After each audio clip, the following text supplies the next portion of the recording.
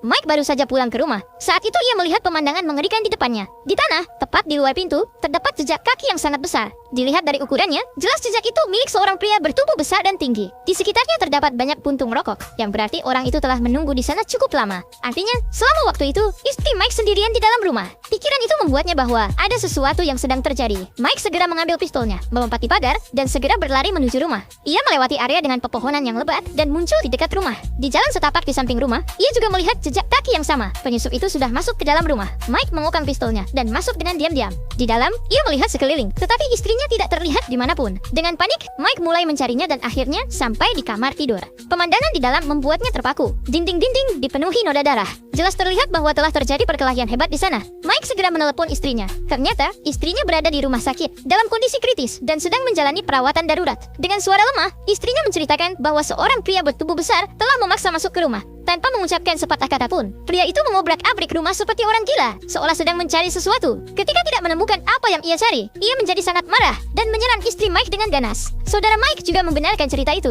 Penyerang tersebut meninggalkan istri Mike dalam keadaan sekarat dan melarikan diri menggunakan sebuah taksi berwarna hijau. Dalam hati, Mike bersumpah bahwa ia akan menemukan pria itu, apapun yang terjadi. Keesokan harinya, Mike berkeliling ke seluruh kota untuk mencari taksi hijau tersebut. Setelah waktu yang lama, ia akhirnya melihat taksi itu di sebuah parkiran. Namun, Mike tidak langsung bertindak. Ia mencatat nama perusahaan yang tertulis di pintu taksi tersebut. Setelah habis maghrib, Mike mendatangi perusahaan taksi itu dan berpura-pura membutuhkan bantuan. Begitu petugas membuka pintu, Mike dengan cepat mengenakan penutup wajah, mengacungkan pistol, dan mendorong petugas itu ke dalam. Ia kemudian melihat seluruh data perjalanan para pengemudi. Perhatiannya tertuju pada satu mobil. Mobil itu berhenti di depan rumahnya, tepat sebelum Mike tiba di rumah hari itu. Nama pengemudinya adalah Leo, seorang pria muda. Mike mengambil berkas Leo dan memperhatikan fotonya dengan saksama. Setelah itu, ia merusak kantor tersebut agar semuanya terlihat seperti perampokan biasa. Pagi berikutnya, Mike menunggu di luar kantor perusahaan. Ia melihat Leo keluar untuk memulai giliran kerja dan segera mengikutinya. Saat Leo berhenti di pinggir jalan,